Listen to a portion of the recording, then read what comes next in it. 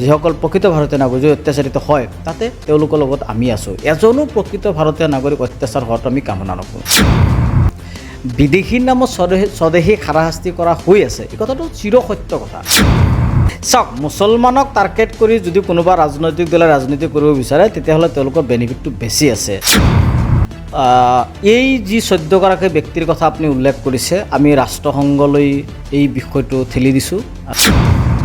অসম চৰকাৰে অবৈধ বিদেশী আৰু বাংলাদেশী বিতৰণৰ নামত যিটো পন্থা অৱলম্বন কৰি তেওঁলোকে বিতৰণ কৰি আছে বা পুছবেক পলিচি বুলি তেওঁলোকে কৈ আছে, এইটো সম্পূৰ্ণ অমানৱীয় আৰু ভাৰতীয় সাংবিধানিক ব্যৱস্থা অনুযায়ী পৰিপন্থী। কিয়নো এতিয়া যিজন মাষ্টৰৰ কথা কোৱা হৈছে, সেই মাষ্টৰজনৰ কেছ অলৰেডি সুপ্ৰিম কোৰ্টত পেণ্ডিং হৈ আছে।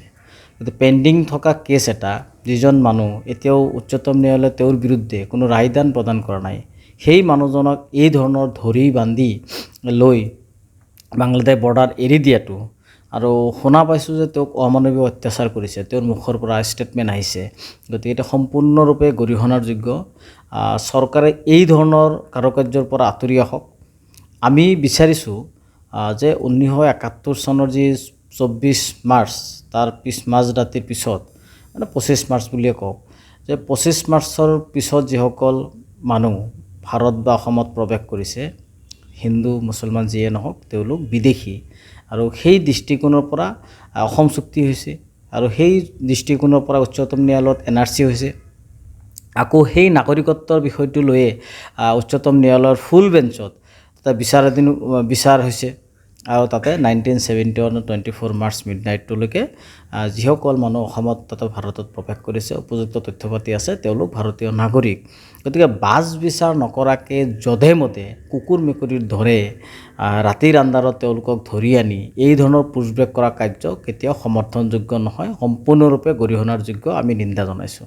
আমি চৰকাৰক আহ্বান জনাইছোঁ, আমি চৰকাৰক বিদেশী খেদা আন্দোলনত সহযোগ কৰিম। বিদেশী য'ত আছে তেওঁলোকে বাছি উলিয়াওক, নিৰ্দিষ্টভাৱে তেওঁলোক চিনাক্ত কৰক, দল সংগঠনেৰে পৰ্যালোচনা বৈঠক অনুষ্ঠিত কৰক।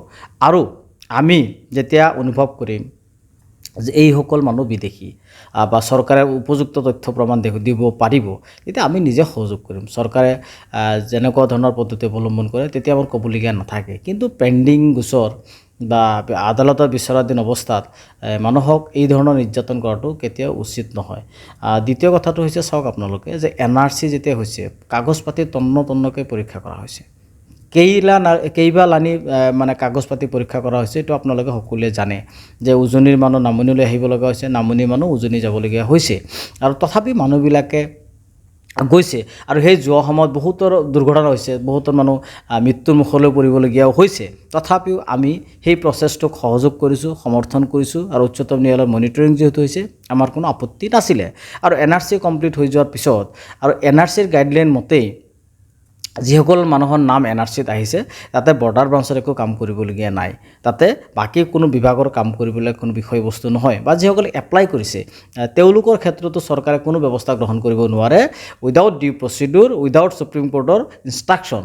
গতিকে চৰকাৰো যদি কিবা কৰিবলগীয়া আছে এই ক্ষেত্ৰত, তেতিয়াহ'লে উচ্চতম ন্যায়ালয়ত তেওঁলোকে যাক, নিশ্চিতভাৱে উচ্চতম ন্যায়ালয়ে এই ক্ষেত্ৰত ব্যৱস্থা গ্ৰহণ কৰিব। আৰু আমি অন্যায়ৰ মানে বিৰুদ্ধে যি প্ৰতিবাদ কৰি যাম। ভাৰতীয় নাগৰিক, প্ৰকৃত ভাৰতীয় নাগৰিক যিসকল অত্যাচাৰ কৰিব, এই অত্যাচাৰ কৰা মানে যিসকল প্ৰকৃত ভাৰতীয় নাগৰিক অত্যাচাৰিত হয়, তাতে তেওঁলোকৰ লগত আমি আছোঁ। এজনো প্ৰকৃত ভাৰতীয় নাগৰিক অত্যাচাৰ হোৱাটো আমি কামনা নকৰোঁ। অনুৰূপ ধৰণে এজনো বিদেশী অসমত তথা ভাৰতত থকাটো আমি কেতিয়াও কামনা নকৰোঁ। এইটো স্পষ্ট কথা। বিদেশীৰ নামত স্বদেশী হাৰাশাস্তি কৰা হৈ আছে, কি হ'ব? বিদেশীৰ নামত স্বদেশী হাৰাশাস্তি কৰা হৈ আছে, এই কথাটো চিৰসত্য কথা। এইটো 100% সত্য কথা। আজি চাওক, আপোনালোকে টিভিৰ পৰ্দাত দেখা পাইছে, প্ৰত্যেকজনে নিজৰ কাগজ প্ৰদৰ্শন কৰিছে, পৰিয়ালবৰ্গই কাগজ প্ৰদৰ্শন কৰিছে। সৰু সুৰা কিবা ভুলৰ কাৰণে কোনোবা ট্ৰিব্যুনেলত কেছ চলি আছে, তথাপিও আমি চৰকাৰক কৈছোঁ যে যিসকলক ট্ৰিব্যুনেলে ডিক্লেয়াৰ কৰিছে ফৰেনাৰ বুলি, যিসকলে উচ্চতম ন্যায়ালয়ৰ শেষ পৰ্যায়লৈকেও তেওঁলোকে বিদেশী বুলি ডিক্লেয়াৰ হৈ গৈছে, তেওঁলোকৰ ক্ষেত্ৰত চৰকাৰে পুছবেক কৰে, যি কৰে আমাৰ তেতিয়া কোনো আপত্তি নাই। কিন্তু য'ত আদালতত পেণ্ডিং হৈ আছে গোচৰ, সেই মানুহসকলক কি যুক্তিৰ খাতিৰত তেওঁলোকক পুছবেক কৰিব, এইটো কোনোপধ্যে মানি লোৱা কথা নহয়। আমি আমছে তীব্ৰ প্ৰতিবাদ কৰিছোঁ আৰু প্ৰতিবাদ কৰি যাম।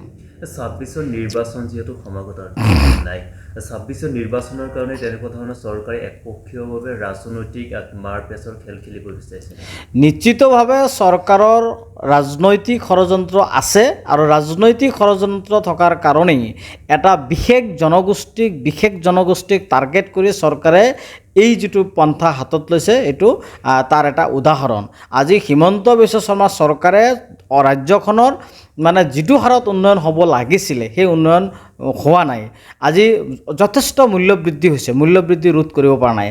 আজি জনগণৰ মাজত যথেষ্ট টেক্সৰ সংখ্যা বাঢ়ি গৈছে। আজি যদিও ৰাস্তা ঘাট ক'ৰবাত ভাল হৈছে কিন্তু এতিয়াও বহু ক্ষেত্ৰত বহু সমস্যা আছে।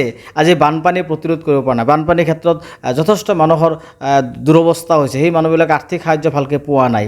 এই ধৰণৰ বিভিন্ন ইছ্যু আছে। আজি উজনি অসমত হিমন্ত বিশ্ব শৰ্মা চৰকাৰৰ ভেটি নোহোৱাৰ কাৰণে উজনি অসমত মানে বিজেপিৰ যি আগৰ ভোটৰ সংখ্যা আছিলে তাৰ পাৰ্চেণ্টেজ কমি অহাৰ কাৰণে আজি তেওঁলোকৰ ভোট বেংকৰ স্বাৰ্থত আজি এই নামনি অসম, মধ্য অসম আৰু যি একপক্ষীয়ভাৱে এটা জাতি জনগোষ্ঠীক টাৰ্গেট কৰি বিদেশীৰ নামত আজি তেওঁলোকক অত্যাচাৰ কৰা হৈছে। এয়া নিশ্চিত, এয়া সত্য। গতিকে অসম চৰকাৰক আমি আহ্বান জনাইছোঁ, এই অত্যাচাৰ বন্ধ হ'ব লাগিব আৰু এই অত্যাচাৰৰ জবাব এটা নহয় এটা দিন অসমৰ মুখ্যমন্ত্ৰী ডক্টৰ হিমন্ত বিশ্ব শৰ্মাই দিব লাগিব।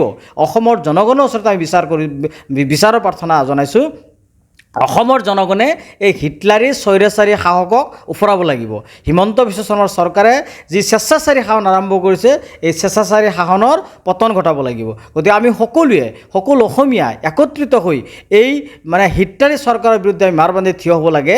যিসকল প্ৰকৃত ভাৰতীয় নাগৰিক তেওঁলোক অত্যাচাৰিত হ'ব নালাগে আৰু যিসকল বিদেশী তেওঁলোকক খেদক, কিন্তু বিদেশী খেদাৰ আগতে সেই মানুহজন বিদেশী হয় নে নহয় তাৰ চিনাক্তকৰণ হ'ব লাগিব, তাৰ নিৰ্দিষ্ট এটা পন্থা অৱলম্বন কৰিব লাগিব। এই ধৰণৰ অমানৱীয় কাৰুকাৰ্য আমি কেতিয়াও সমৰ্থন নকৰোঁ। ডিউ প্ৰচেছত বাংলাদেশী খেদিব, বিদেশী খেদিব, আমি আমচুৱে 100% সমৰ্থন কৰিম। মুছলিম মানে ৰাজনৈতিক ইছ্যুৰ পুতলা নেকি? চাওক, মুছলমানক টাৰ্গেট কৰি যদি কোনোবা ৰাজনৈতিক দলে ৰাজনীতি কৰিব বিচাৰে তেতিয়াহ'লে তেওঁলোকৰ বেনিফিটটো বেছি আছে আৰু ধৰ্মীয় ভিত্তিত মানে সাধাৰণ জনগণক মটিভেট কৰিব পাৰি। গতিকে তাৰ কাৰণে মাজে সময়ে বিভিন্ন ৰাজনৈতিক দলে এই ক্ষেত্ৰত ৰাজনৈতিক মুনাফা আৰু ভোট বেংকৰ পলিটিক্স আৰু এই জনগণক লৈ বিভিন্ন সময়ত তেওঁলোকে পলিচি ৰচনা কৰি ষড়যন্ত্ৰ ৰচনা কৰি এওঁলোকক অত্যাচাৰ কৰিছে আৰু নিৰ্বাচনত জয়লাভ কৰিছে আৰু এনেকুৱা ধৰণৰ ক্ষমতাৰ বলিয়ান হৈ ক্ষমতাৰ দাদাগিৰি বিভিন্ন সময়ত বিভিন্ন চৰকাৰে দেখুৱাইছে। গতিকে আমচুৱে আমি স্পষ্টভাৱে কৈছোঁ, এই ধৰণৰ হিটলাৰী চৰকাৰক, এই ধৰণৰ স্বৈৰাচাৰী চৰকাৰক চৰকাৰে জনগণে উফৰাব লাগে। আগন্তুক 26ৰ যি নিৰ্বাচন হ'ব এই নিৰ্বাচনত আমি আশা কৰোঁ সম্পূৰ্ণ বিজেপি মুক্ত এখন চৰকাৰ হ'ব আৰু বিজেপি মুক্ত চৰকাৰ হ'লে নিশ্চিতভাৱে অসমৰ জনগণ শান্তিত থাকিব। অসমৰ জনগণৰ যি ভাতৃত্ববোধ বিনষ্ট হৈছে, যি ঐক্য সংহতি বিনষ্ট হৈছে, এয়া নিশ্চিতভাৱে সমন্বয়ৰ হ'ব আৰু সেয়ে আমি আশাবাদী। এই যি 14গৰাকী ব্যক্তিৰ কথা আপুনি উল্লেখ কৰিছে, আমি ৰাষ্ট্ৰসংঘলৈ এই বিষয়টো ঠেলি দিছোঁ আৰু আন্তঃৰাষ্ট্ৰীয় বিষয়। যদিও অসম চৰকাৰে কামটো কৰিছে কিন্তু ভাৰত চৰকাৰে কৰা বুলি আমি ক'ব লাগিব আৰু অন্য এটা দেশ বাংলাদেশ। গতিকে আন্তঃৰাষ্ট্ৰীয় এই গোটেই বিষয়বস্তুটো আছে। গতিকে আমি ভাবোঁ যে নিশ্চিতভাৱে ৰাষ্ট্ৰীয় পৰ্যায়ৰ যিসমূহ সংস্থা আছে, ৰাষ্ট্ৰসংঘ আছে, তেওঁলোকে এই বিষয়টো হস্তক্ষেপ কৰিব লাগে আৰু মানৱীয়তাৰ দৃষ্টিত এই মানুহখিনিক যদিও ধৰি লৈছোঁ, এটা ছেকেণ্ডৰ কাৰণে যদিও ধৰি লৈছোঁ তেওঁলোকে বাংলাদেশী, গতিকে যদিও তেওঁলোকে বাংলাদেশী কিন্তু মানুহ হয়, নাগৰিক হয়, তেওঁলোক এইখন পৃথিৱীত ভূমিষ্ঠ হৈছে। গতিকে তেওঁলোকৰ ক্ষেত্ৰত যি অমানৱীয় অত্যাচাৰ এইটো কেতিয়াও গ্ৰহণযোগ্য নহয়। গতিকে আমি চৰকাৰকো আহ্বান জনাইছোঁ, যিসকল প্ৰকৃত ভাৰতীয় নাগৰিক, যিসকলৰ কেছ পেণ্ডিং হৈ আছে, যিসকলৰ নাম NRCত আহিছে, যিসকলৰ তথ্য পাতি উপযুক্তভাৱে দেখুৱাব পাৰিছে, তেওঁলোকৰ ক্ষেত্ৰত অত্যাচাৰ চৰকাৰে বন্ধ কৰিব লাগে।